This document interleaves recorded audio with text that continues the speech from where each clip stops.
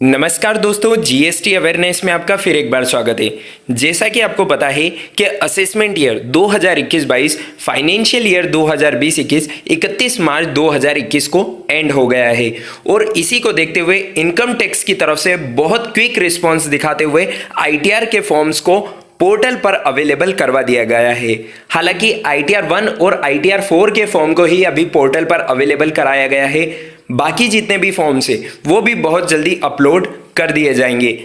आज की इस वीडियो में हम आईटीआर 1 की लाइव फाइलिंग देखने वाले हैं कि कैसे आप आईटीआर 1 को लाइव प्रिपेयर कर सकते हैं, क्योंकि यहाँ पर कुछ चेंजेस किए गए हैं। अब इनकम टैक्स डिपार्टमेंट ने एक्सएमएल जावा की फैसिलिटी को प्रोवाइड नहीं करते हुए एक नई फैसिलिटी आपको प्रोवाइड करी है जिसका नाम है जेसन फैसिलिटी।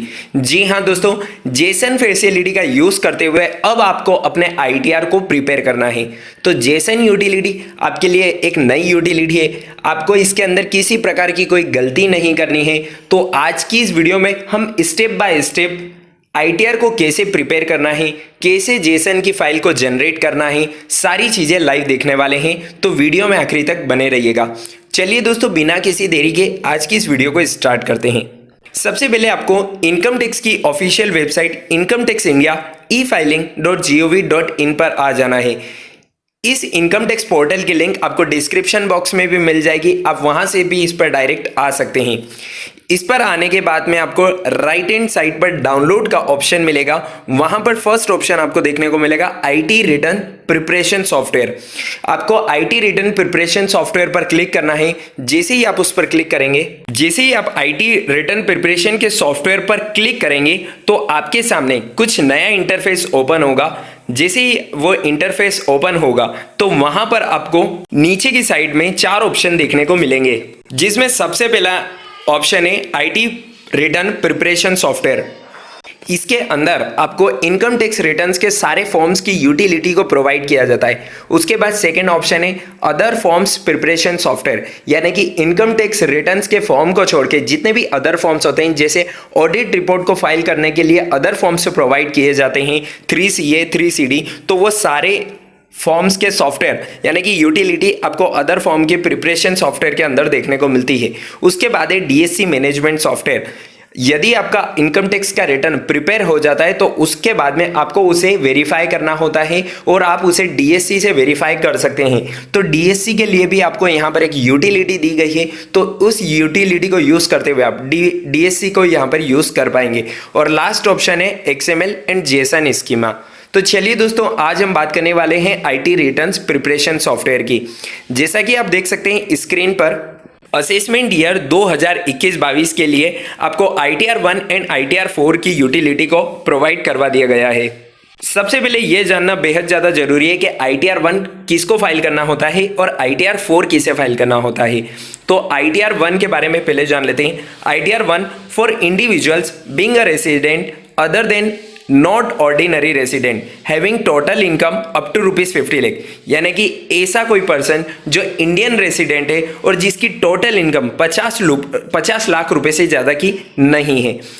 50 लाख रुपए की इनकम भी जो उसने अर्न करी है, या तो वो सैलरी से है, या फिर वन हाउस प्रॉपर्टी से, या फिर other sources like interest etcetera से है।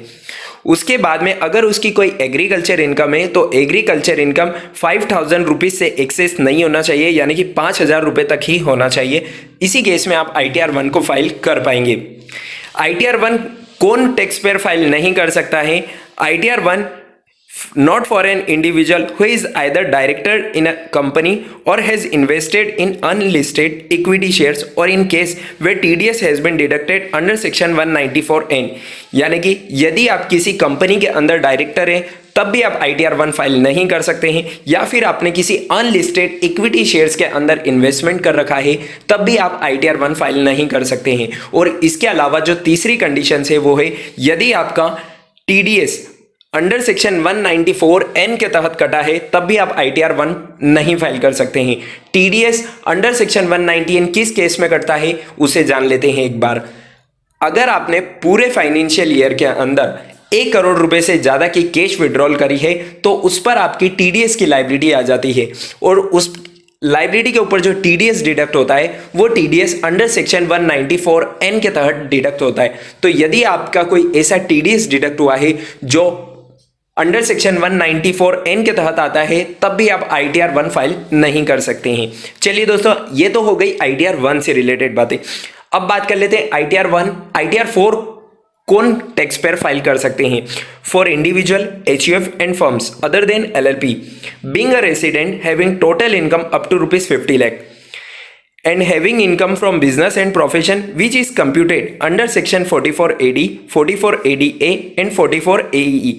यानी कि ऐसा कोई पर्सन जो इंडिविजुअल है, HUF है या फिर फॉर्म से अदर देन LLP और उसकी टोटल इनकम 50 लाख रुपए तक है, तो वो ITR 4 फाइल कर सकता है। लेकिन ये जो टोटल इनकम है, या तो ये बिजनेस से या फिर प्रोफेशन से अर्न करी गई हो, उसी के साथ में ये सारी बिजनेस इनकम या प्रोफेशन इनकम कंप्यूटेड हो अंडर सेक्शन 44AD, 44ADA और 44AE, उस केस में आप ITR 4 फाइल कर सकते हैं। ITR 4 कौन टैक्स पेयर फाइल नहीं कर सकते हैं, ये भी जान लेते हैं। For an individual who is either director in a company और has invested in unlisted equity shares और if income tax is deferred on ESOP। यानी कि सेम कंडीशंस यहाँ भी अप्लाई होती है कि यदि आप किसी कंपनी के अंदर डायरेक्टर हैं या फिर आपने किसी अनलिस्टेड इक्विटी शेयर्स के अंदर इन्वेस्टमेंट कर रखा है, तो आप ITR 4 भी प्रिपेयर नहीं कर पाएंगे। इस केस में आपको ITR 3 फाइल करना होता है। चलिए दोस्तों, अब बात कर लेते हैं कि यहाँ पर जो यूटिलिटी प्रोवाइड करी गई है, उस यूटिलिटी का यूज करते हुए कैसे आपको अपने ITR को प्रिपेयर करना है।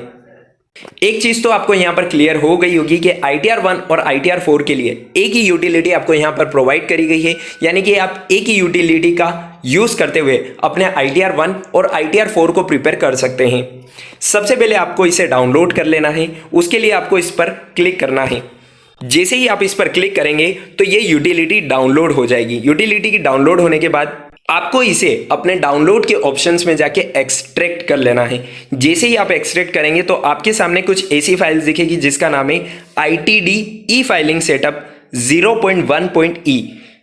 यानी कि अभी जो यहाँ पर सेटअप प्रोवाइड किया गया है इनकम टैक्स डिपार्टमेंट की तरफ से, उसका सेटअप का नाम है 0.1.1। हालांकि जैसे जैसे ये अपडेट होते जाएगा, इसके अंदर आपको चेंजेस देखने को मिलते रहेंगे। उसके बाद में सिंपली आपको इस सॉफ्टवेयर को इंस्टॉल कर लेना है। इंस्टॉल करने के बाद अब जैसे ही सॉफ्टवेयर को ओपन करेंगे तो आपके सामने कुछ ऐसा इंटरफेस लिखा हुआ आएगा जिसमें लिखा है desktop utility ITR 1 and 4 version of income tax department E filing DU V 0.1.1। अगर आपको कोई प्रॉब्लम आती है इस यूटिलिटी को इंस्टॉल करने में, तो यहाँ पर कुछ सिस्टम रिक्वायरमेंट्स आपको दी हुई है इनकम टैक्स के पोर्टल पर, जहाँ से आप यूटिलिटी को डाउनलोड कर रहे हैं। तो इस सिस्टम रिक्वायरमेंट्स को एक बार चेक कर लें, उसके बाद में इस यूटिलिटी को आप आसानी से इंस्टॉल कर पाएंगे। जैसे ही आप इस यूटिलिटी को इंस्टॉल कर लेंगे, उसके बाद में आपको नीचे जो कंटिन्यू का ऑप्शन दिख रहा है, उस कंटिन्यू के ऑप्शन पर क्लिक करना है। तो आपके सामने कुछ ऐसा इंटरफेस ओपन होगा जिसके अंदर आपको 3 ऑप्शन दिए गए हैं। रिटर्न्स का option, draft version of returns and pre file data. Returns के ऑप्शन में आपको अपने ITR 1 और ITR 4 को प्रिपेयर करना है। ड्राफ्ट वर्जन ऑफ रिटर्न्स के अंदर यदि आपने कोई अपना इनकम टैक्स का डाटा प्रिपेयर करते वक्त सेव करके रखा था, तो वो आपको ड्राफ्ट के ऑप्शन में देखने को मिल जाएगा। और प्री फाइल डाटा आपको अपने इनकम टैक्स पोर्टल से डाउनलोड करना है। उसे भी आगे हम देखने वाले हैं कि कैसे आपको प्री फाइल डाटा को यहां पर अपलोड करना है। प्री फाइल डाटा के अंदर आपके फॉर्म 16 की डिटेल्स और जितनी भी TDS की डिटेल, TCS की डिटेल, सारी डिटेल्स आपकी प्री फाइल डाटा के अंदर आ जाएगी। तो उस फाइल्स को भी आपको यहां पर अपलोड करना है। इसी के साथ में आपको ऊपर हेल्पलाइन का ऑप्शन दिया हुआ है। कॉल अस पर आप क्लिक करके हेल्पलाइन भी ले सकते हैं। अगर आपको इस यूटिलिटी को यूज़ करते हुए कोई दिक्कत आ रही है, आप लैंग्वेज को भी चेंज कर सकते हैं और फ़ॉन्ट साइज़ को भी यहाँ से कम ज़्यादा कर सकते हैं। इसके बाद में आपको ग्रीन कलर का एक सिग्नल दिख रहा होगा। यदि आप नेटवर्क से कनेक्टेड तो आपको यहाँ पर ग्रीन कलर का सिग्नल दिखेगा, और अगर यहाँ पर ग्रे स्केल दिखता है यानी कि आप नेटवर्क से कनेक्ट नहीं है। चलिए अब हमारे ITR को प्रिपेयर करते हैं। उसके लिए आपको यहाँ पर फाइल रिटर्न्स पर क्लिक करना है। जैसे ही आप फाइल रिटर्न्स पर क्लिक करेंगे तो यहाँ पर आपके सामने एक नया इंटरफेस ओपन होगा जिसमें लिखा है इंपोर्ट प्री फाइल डाटा। तो इंपोर्ट प्री फाइल डाटा के लिए आपको यहाँ पर जिस फाइल को डाउनलोड करना है उसको आपको अपने इनकम टैक्स की ऑफिशियल वेबसाइट पर लॉगिन करके डाउनलोड करना होगा। यहाँ पर हमने इनकम टैक्स की वेबसाइट पर लॉगिन कर लिया है और उसके बाद आपको माय अकाउंट्स में जाना है और यहाँ पर एक नया ऑप्शन देखने को मिलेगा आपको, download pre filed for assessment year 2021-22। तो इस फाइल को आपको यहाँ पर डाउनलोड कर लेना है। जैसे ही आप इस फाइल को डाउनलोड कर लेंगे तो ये जेसन फाइल डाउनलोड हो जाएगी। उसके बाद में आपको इसे इंपोर्ट कर लेना है। इंपोर्ट के बटन पर आपको सिंपली यहाँ पर क्लिक करना है और कंटिन्यू पर क्लिक करना है। उसके बाद में आपको यहाँ पर पैन नंबर डालकर असेसमेंट ईयर सिलेक्ट करना है एंड प्रोसीड के बटन पर क्लिक कर देना है। जैसे ही आप प्रोसीड के बटन पर क्लिक करेंगे तो यहाँ पर आपको वो अटैचमेंट फाइल जो आपने डाउनलोड करी है जेसन फाइल, उसे यहाँ पर आपको डाउनलोड कर लेना है, यानी कि इंपोर्ट कर लेना है। जैसे ही आप इंपोर्ट करेंगे तो यहाँ पर आपको एक ऑप्शन दिखाई देगा, success imported pre file data successfully. उसके बाद में आपको कंटिन्यू पर क्लिक करना है और यहाँ पर आपकी जो भी इंफॉर्मेशन से असेसी का नाम, असेसी का पैन नंबर और असेसमेंट यहाँ पर आ जाएगा। उसके बाद फाइल रिटर्न्स पर क्लिक करना है। उसके बाद यहाँ पर आपको अपना स्टेटस सिलेक्ट करना है। Please select the status applicable to you to proceed further for individual, HUF and other. किस केस में आप इनकम टैक्स रिटर्न को फाइल करना चाहते हैं। तो यहाँ पर हमारे केस में हम इंडिविजुअल्स का रिटर्न फाइल करना चाहते हैं, तो हमें यहाँ पर इंडिविजुअल पर क्लिक करना है। इंडिविजुअल क्लिक करने के बाद कंटिन्यू पर क्लिक कर देना है। उसके बाद में you need to choose an ITR form to proceed. यहाँ पर आपको ITR 1 और ITR 4 दोनों की फैसिलिटी प्रोवाइड करी गई है। अभी हम ITR 1 को प्रिपेयर कर रहे हैं, तो आपको ITR 1 को सिलेक्ट करके प्रोसीड पर क्लिक कर देना है। उसके बाद में यहाँ पर आपको प्रोसेस दी हुई है कि आपका ITR 1 कैसे प्रिपेयर होगा। सबसे पहले वैलिडेट करेगा ये आपके योर रिटर्न्स के ब्रेकअप को, यानी कि प्री फाइल डाटा को यहाँ पर वैलिडेट करेगा। उसके बाद में कंफर्म करेगा your return summary and verify and submit your return. तो ये 3 प्रोसेस में आपका ITR 1 कंप्लीट होगा। ITR 1 किसको फाइल करना है ये तो हम ऑलरेडी आपको बता चुके हैं। उसके बाद में आपको यहाँ पर लेट्स गेट स्टार्टेड पर क्लिक करना है। जैसे ही आप इस पर क्लिक करेंगे तो आपके सामने कुछ नया इंटरफेस ओपन होगा, जिसके अंदर आपको कुछ ऑप्शंस दिए गए हैं।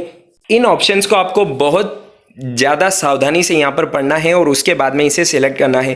Please answer the following questions to proceed further. Are you filing the income tax return for any of the following reason. अगर आप इन रीजन्स के अंदर फॉल होते हैं तो आपको यहाँ पर इन रीजन्स को सिलेक्ट करना है। पहला ऑप्शन है taxable income is more than basic exemption limit, यानी कि जो एक बेसिक एग्जम्पशन लिमिट है, यदि आपकी टैक्सेबल इनकम इससे ज़्यादा है और उस केस में आप अपनी इनकम टैक्स रिटर्न को फाइल कर रहे हैं तो आपको ये पहला ऑप्शन सिलेक्ट करना है। या फिर नीचे जो ऑप्शन दिया हुआ है, यदि आप उन केसेस में फॉल होते हैं तो आप अपने इनकम टैक्स रिटर्न को फाइल कर रहे हैं, जैसे कि filing return of income due to fulfilling any one और more below mention condition as per 7th proviso of section 139 sub section 1, यानी कि सेक्शन 139 सब सेक्शन 1 के तहत 7th प्रोविजो में जो 3 कंडीशन दी गई है, यानी कि पूरे फाइनेंशियल ईयर के दौरान आपने 1 करोड़ रुपए से ज़्यादा की कैश डिपॉजिट करिए अपने करंट अकाउंट में, तो उस केस में आपको अपना ITR फाइल करना कंपलसरी है। यदि आप उस केस में अपने ITR को फाइल कर रहे हैं तो आपको वहां पर यह ऑप्शन सिलेक्ट करना है, पहला ऑप्शन। उसके बाद में यदि आपने पूरे फाइनेंशियल ईयर के दौरान 2 लाख रुपए से ज़्यादा के फॉरेन कंट्री के अंदर ट्रेवलिंग एक्सपेंसेस पे किए हैं 2 लाख रुपए से ज़्यादा का अमाउंट, तो आप के लिए ITR को फाइल करना कंपलसरी है। तो यदि इस केस में आप अपना ITR फाइल कर रहे हैं तो आपको सेकेंड ऑप्शन सिलेक्ट करना है। या फिर अगर आपने पूरे फाइनेंशियल ईयर के दौरान 1 लाख रुपए से ज़्यादा का इलेक्ट्रिसिटी बिल का पेमेंट किया है तब भी आपके लिए ITR फाइल करना कंपलसरी है। तो यदि आप जिन कैटेगरी में यहाँ पर फॉल होते हैं उस ऑप्शन को आपको सिलेक्ट करना है, या फिर कोई अदर ऑप्शन है तो अदर ऑप्शन को सिलेक्ट करते हुए यहाँ पर कंटिन्यू करना है। तो अभी हम यहाँ पर फर्स्ट कैटेगरी के अंदर फॉल होते हैं, यानी कि हमारा जो टैक्स पेयर है वो यहाँ पर टैक्सेबल इनकम उसकी मोर देन एग्जम्पशन लिमिट है, तो यहाँ पर उस ऑप्शन को और अदर ऑप्शन को सिलेक्ट करके कंटिन्यू करना है। उसके बाद में कुछ ऐसा इंटरफेस आपके सामने ओपन होगा जिसके अंदर आपको पूरी प्रोसेस बताई हुई है कि आपकी सबसे पहले पर्सनल इंफॉर्मेशन मांगी जाएगी, उसके बाद में आपकी ग्रॉस टोटल इनकम की डिटेल्स यहाँ पर डालनी है, उसके बाद में आपकी जितनी भी डिडक्शन है उसकी डिटेल्स, उसके बाद में आपने जो टैक्सेस पेड किए हैं उसकी डिटेल्स, और and the last is total tax liability यहाँ पर आपकी कैलकुलेट होकर आ जाएगी। तो सबसे पहले आपको पर्सनल इन्फॉर्मेशन पर क्लिक करना है और सारी अपनी पर्सनल इन्फॉर्मेशन को यहाँ पर डाल देना है। प्राइवेसी के लिए हमने इसे हाइड कर रखा है। हालांकि आप यहाँ पर सारी इन्फॉर्मेशन को एक बार बिल्कुल करेक्ट डालें और सारी इन्फॉर्मेशन को, पर्सनल इन्फॉर्मेशन को एक बार अच्छे से चेक कर लें। आपको यहाँ पर आधार इनरोलमेंट आईडी डालनी है यदि आपके केस में आधार नंबर नहीं है तो। उसके बाद में आपको यहाँ पर नेचर ऑफ एम्प्लॉयमेंट सिलेक्ट करना है। नेचर ऑफ एम्प्लॉयमेंट को भी यहाँ पर बहुत सावधानी से आपको सिलेक्ट करना है। इसके बाद आप कॉन्टैक्ट डिटेल्स को एडिट भी कर पाएंगे। नेचर ऑफ एम्प्लॉयमेंट्स में central government, state government, public sector undertaking या फिर पेंशनर्स या फिर अदर्स, जो भी ऑप्शन आपके लिए रिलेवेंट हो उसे आपको यहाँ पर सिलेक्ट कर लेना है। उसके बाद जो आप अपना इनकम टैक्स का आईटीआर फाइल कर रहे हैं वो किस सेक्शन के अकॉर्डिंग यहाँ पर फाइल कर रहे हैं उस सेक्शन को यहाँ पर सिलेक्ट करना है। जैसे कि यहाँ पर मोस्टली जितने भी इनकम टैक्स के रिटर्न्स फाइल होते हैं वो सेक्शन 139 सब सेक्शन 1 के तहत फाइल होते हैं। यदि आप बिलेटेड रिटर्न्स फाइल कर रहे हैं यानी कि ड्यू डेट निकल जाने के बाद में, तो उसके लिए आपको सेक्शन 139 सब सेक्शन 4 को सिलेक्ट करना होता है। यदि आपने इनकम टैक्स रिटर्न फाइल तो कर दिया है लेकिन उसके अंदर आपसे कोई गलती हो गई है तो आप उसको रिवाइज कर रहे हैं तो वो सेक्शन 139 सब सेक्शन 5 के तहत रिवाइज्ड होता है। और यदि यहाँ पर आपकी ड्यू डेट भी निकल चुकी है और आपका इनकम टैक्स रिटर्न फाइल भी नहीं हुआ है लेकिन आपको कोई यहाँ पर नोटिस आया है और उस नोटिस के केस में आप यहाँ पर अपनी इनकम टैक्स रिटर्न को फाइल कर रहे हैं तो वो आपको under section 119 sub section 2 clause 2 के सब सेक्शन बी के अंदर आपको फाइल करना है आफ्टर कंडोनेशन ऑफ डिले। इसी के साथ में अगर आपको कोई नोटिस आया है, notice under section 139 sub section 9 के तहत आया है तो आपको वो सिलेक्ट करना है, या फिर notice under section 142 sub section 1 के तहत आया है, नोटिस 148 के तहत, या फिर 153A या फिर 153C, जिस भी सेक्शन के तहत यहाँ पर आपको नोटिस रिसीव हुआ है उसे आप सेक्शन को आपको यहाँ पर सिलेक्ट करना है और अपने आईटीआर को प्रिपेयर करना है। हालांकि यहाँ पर जितनी भी मेजॉरिटी है वो यहाँ पर income tax return under section 139 sub section 1 यानी कि बिफोर ड्यू डेट के पहले आपको यहाँ पर 139 सब सेक्शन 1 की सेक्शन को सिलेक्ट कर लेना है।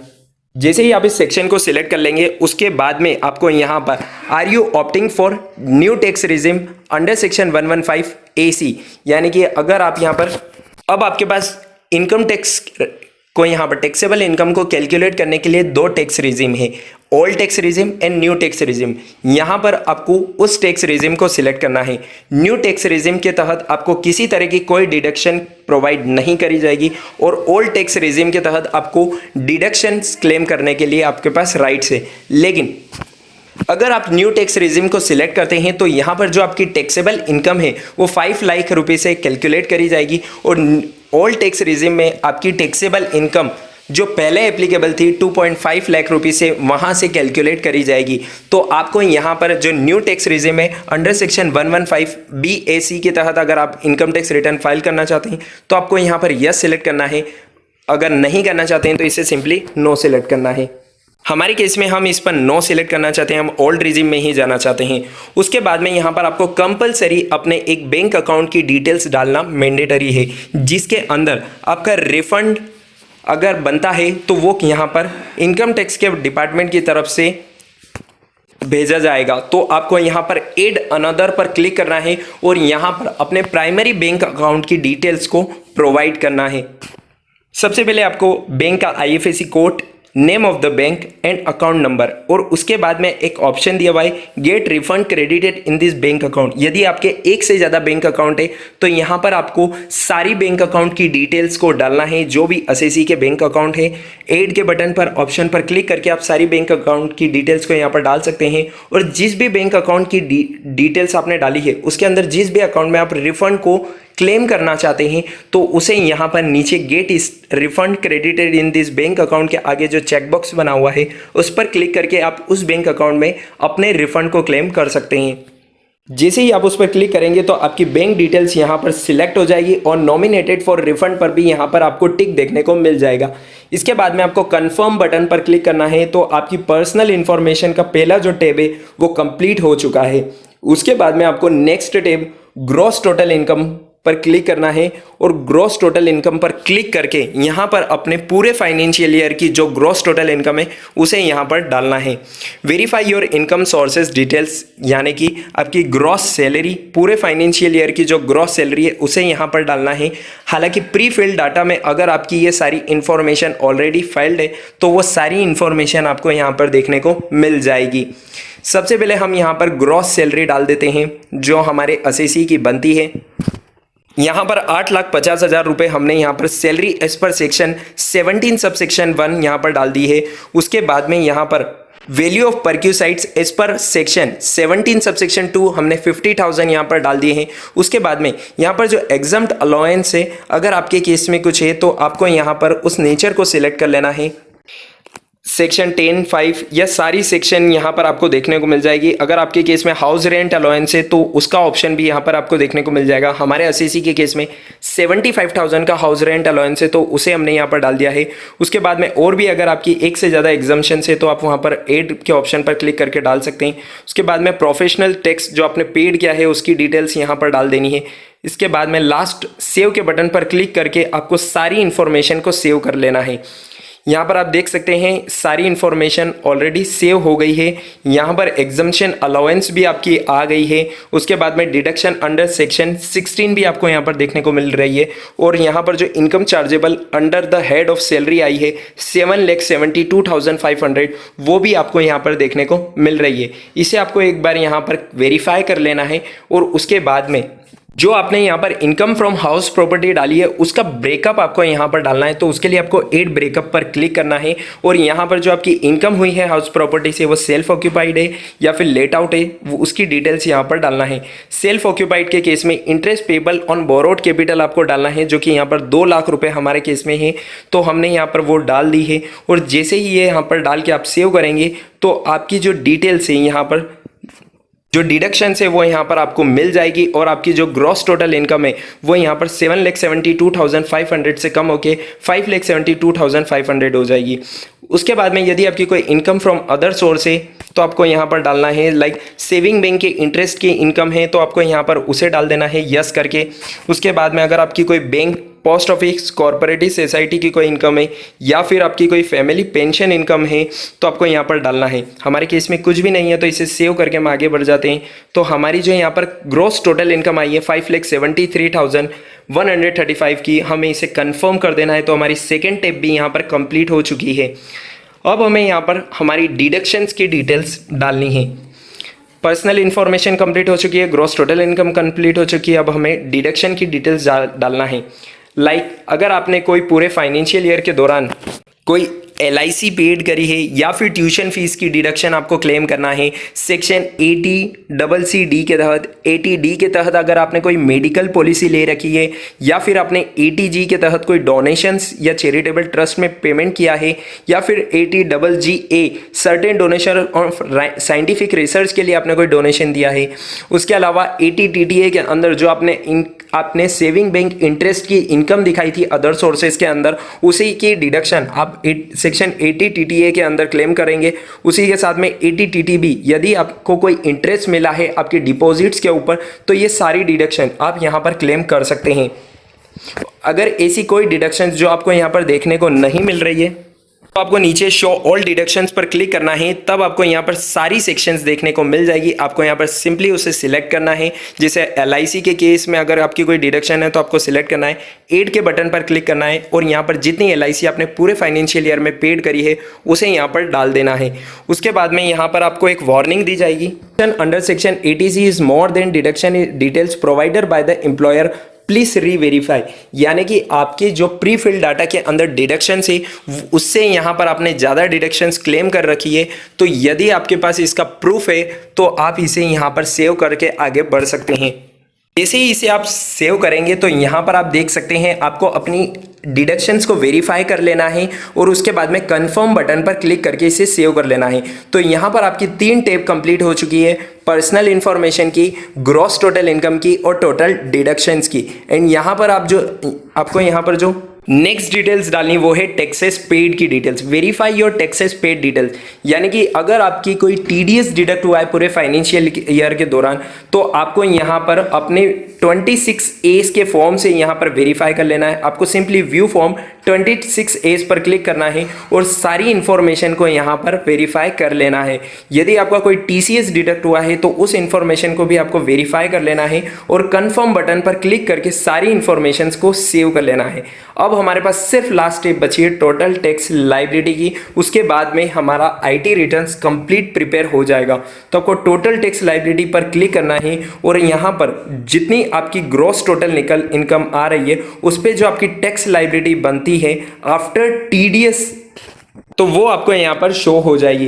कंप्यूटेशन ऑफ टैक्स के अंदर आपको tax payable of total income 8,657 रुपए का देखने को मिल रहा है। इसी के साथ में रिबेट अंडर सेक्शन 87A भी आपको यहाँ पर देखने को मिल रही है, यानी कि 8,657 रुपए की आपको यहाँ पर रिबेट अंडर सेक्शन 87A के तहत देखने को मिल रही है। और टैक्स पेबल आफ्टर रिबेट अगर आप देखेंगे तो यहाँ पर 0 रुपीज देखने को मिल रही है, यानी कि नेट टैक्स लायबिलिटी आपकी यहाँ पर 0 हो गई है। मतलब हमारे असेसी की यहाँ पर नेट टैक्स लायबिलिटी 0 हो गई है। और इसी के साथ you are done, click proceed पर क्लिक करना है अब आपको। और आपका ITR 1 यानी कि इनकम टैक्स रिटर्न 1 पूरी तरीके से प्रिपेयर हो चुका है। सारी चीज़ों को आपको एक बार वेरीफाई कर लेना। उसके बाद में यहाँ देख सकते हैं आप, you need to make payment of ₹0। यहाँ पर आपको किसी तरह के कोई पेमेंट करने की ज़रूरत नहीं है। यदि आपके केस में कोई टैक्स की लायबिलिटी बन रही है तो आप उस टैक्स की लायबिलिटी का पेमेंट यहीं से कर सकते हैं। हालांकि आने वाले वीडियो में जो हम ITR 4 प्रिपेयर करेंगे आपको, तो ITR 4 के अंदर बता देंगे कि आपको कैसे यहाँ पर पेमेंट करना है। उसके बाद में अगर आपने कोई पेमेंट कर रखा है तो उसके अमाउंट की डिटेल्स आपको यहाँ पर डालनी है टोटल टैक्स लायबिलिटी या सारी चीज़ों के अंदर। इसके बाद में अगर आपके ऊपर कोई टैक्स की लायबिलिटी बन रही है और आप उसे बाद में पेड करना चाहते हैं तो आप उसे पे लेटर के ऑप्शन से सिलेक्ट करके अपनी लायबिलिटी को बाद में भी पेड कर सकते हैं। सारी चीज़ों को कंफर्म करने के बाद में आपको यहाँ पर इसे प्रिंट के ऑप्शन पर क्लिक करके आप इसकी प्रिंट कॉपी भी ले सकते हैं और अपने ITR प्रिपरेशन को एक बार पूरी तरीके से वेरीफाई कर सकते हैं। उसके बाद में आपको रिटर्न समरी के ऑप्शन पर क्लिक करना है। जैसे ही आप उस ऑप्शन पर क्लिक करेंगे तो उसके बाद में आपको अपनी इंफॉर्मेशन को वेरीफाई कर लेना है। आपको अपना यहाँ पर नाम, आपके फादर नेम की डिटेल्स डालनी है। उसके बाद में यदि आपका कोई आइडेंटिफिकेशन नंबर TRP यहाँ पर अगर किसी ने प्रिपेयर करा है तो आपको यहाँ पर उसका टैक्स रिटर्न प्रिपेयर का नंबर डाल देना है। यदि आपके केस में ऐसा नहीं है तो आप इसे ब्लैंक छोड़ सकते हैं 0 डालकर। उसके बाद में आपके सामने कुछ ऐसा इंटरफेस देखने को मिलेगा जिसके अंदर आपको ITR 1 की आपने जो समरी यहाँ पर डाली है वो पूरी समरी एक फॉर्म्स के रूप में देखने को मिलेगी। तो आपको उसे एक बार वेरीफाई कर लेना है और सारी ऑप्शंस सही होने के बाद में आपको इसे प्रिपेयर कर लेना है। और उसके बाद में नीचे जो डाउनलोड जेसन का ऑप्शन आपको देखने को मिल रहा है, इस डाउनलोड जेसन के ऑप्शन पर आपको क्लिक करना है। तो आपकी जो जेसन फाइल है जो अपना ITR प्रिपेयर किया है उसकी जेसन फाइल यहाँ से डाउनलोड हो जाएगी और उसे ही आपको अपने इनकम टैक्स के पोर्टल पर अपलोड करना है। जैसा कि आप देख सकते हैं हमारी जेसन फाइल यहाँ पर डाउनलोड हो चुकी है। अब हमें इसे अपने इनकम टैक्स की वेबसाइट पर अपलोड करना है। थोड़ा सा आपको यहाँ पर ब्लर दिख रहा होगा, लेकिन उसके बाद में आपको इनकम टैक्स के पोर्टल पर चले जाना है। इनकम टैक्स के पोर्टल पर आने के बाद में आपको यहाँ पर ई फाइल के ऑप्शन में आना है। सिंपली आपको यहाँ पर पेन नंबर दिख रहा होगा। उसके बाद में असेसमेंट ईयर आपको यहाँ पर सिलेक्ट करना है। हालांकि असेसमेंट ईयर यहाँ पर अभी अपडेट नहीं हुआ है, बहुत जल्दी यहाँ पर जैसे ही अपडेट हो जाएगा उसके बाद में आपको यहाँ पर असेसमेंट ईयर सिलेक्ट कर लेना है। ITR फॉर्म नंबर जो कि यहाँ पर आज हमने ITR 1 कैसे प्रिपेयर करना है वो देखा है, तो ITR 1 को आपको सिलेक्ट कर लेना है। फाइलिंग टाइप के अंदर आपको अंडर सेक्शन सिलेक्ट कर लेनी है कि किस सेक्शन के अकॉर्डिंग आपने यहाँ पर अपने ITR को प्रिपेयर किया है। जैसे कि हमने आज अंडर सेक्शन 139 सब सेक्शन 1 के तहत अपने ITR 1 को प्रिपेयर किया है, तो आपको यहाँ पर सेक्शन सिलेक्ट कर लेनी है। और सबमिशन मोड में आपको यहाँ पर एक जेसन यूटिलिटी अपलोड करने के लिए, जेसन फाइल को अपलोड करने के लिए ऑप्शन दे दिया जाएगा। अभी पोर्टल पर यह ऑप्शन नहीं दिया गया है, तो उसे सिलेक्ट करके अपनी जेसन फाइल को अपलोड कर देना है। तो चलिए दोस्तों, उम्मीद है आपको ये वीडियो और अपडेट पसंद आई होगी। अगर आपको ये वीडियो और अपडेट पसंद आई है, ITR 1 कैसे प्रिपेयर करना है पूरी तरीके से समझ आ गया है, तो आप इस चैनल को लाइक और सब्सक्राइब करना बिल्कुल ना भूलें। और हाँ, टेलीग्राम चैनल को भी ज्वाइन कर ले ताकि वहां से आपको जीएसटी और इनकम टैक्स की रेगुलरली सारी अपडेट मिलती रहेगी। टेलीग्राम चैनल की लिंक भी आपको डिस्क्रिप्शन बॉक्स में मिल जाएगी, वहां से आप उसे ज्वाइन कर सकते हैं। मिलते हैं नेक्स्ट वीडियो में, तब तक के लिए स्टे कनेक्टेड, स्टे अपडेटेड। और हाँ, चैनल को सब्सक्राइब जरूर करें और जितना ज़्यादा हो सके इस वीडियो को लाइक करें, शेयर करें, ताकि जितने भी यहाँ पर हमारे फ्रेंड्स हैं वो ITR 1 की इस नई यूटिलिटी का फ़ायदा उठा पाएँ। Thank you for watching.